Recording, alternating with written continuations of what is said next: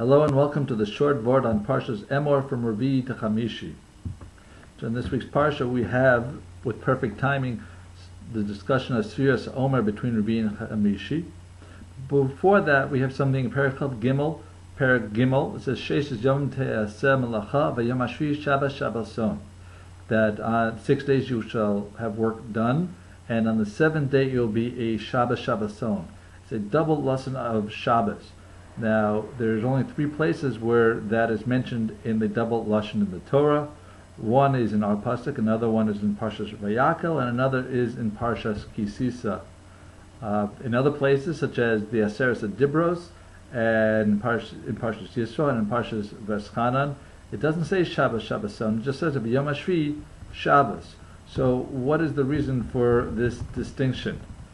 So, in Shabbos Lag it brings down a Gemara that at the time Bisman Yisrael Osim Ritzon Shamakom, when the Jews do what's proper, Malachta Nasis Al Yidei Acher, then their work is done through others.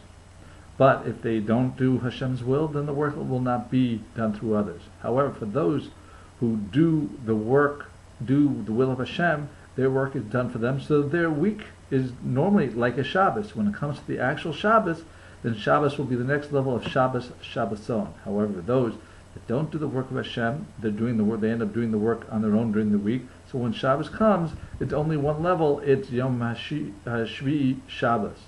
And now, if we look at the Pesukim here, we look in Parshas Vayakel and Parshas Kisisa. Under the words, it's Te'aseh and Ye'aseh. So each of these, it says with a Tseirei, which is sounding something like that the work should be done for you, be already done, or melacha, meaning they didn't have to do it. So what are these talking about? These psukim are talking about the ones when the Jews were doing what they were supposed to do, so the work was done for them during the week, and when Shabbos came around, it was Shabbos Shabboson. However, when it came to the other 2 areas, it says Sheish Yamim Tavod.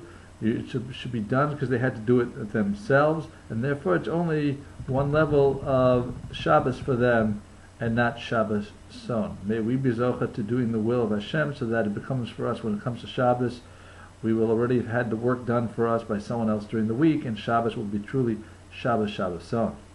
Now, this week we will be celebrating Lag B'Omer, and that is mentioned here in this Parsha, in Revii, and an interesting thought that there were 600,000 Jews who left Egypt, that were the men that were Makabel the Torah, and we, at this point, many of us have not been shaving for a few weeks because we're mourning the loss of Rabbi Akiva's 24,000 students.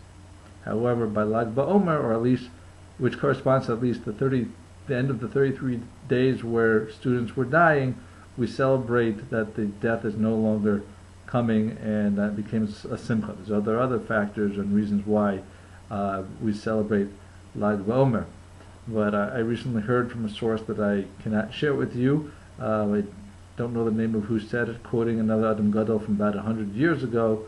He said that the average Rebbe can only teach up to 25 students effectively. After that, he doesn't have control anymore. So if we think about the 24,000 students of Rabbi Akiva, who were really Gedolei Torah, so presumably they were students / Rabbeim, so the Torah that we lost them is so dramatic. It's the Torah of 24,000 times 25 students. And what does that equal? 600,000. I wonder if that's a coincidence or not. You decide.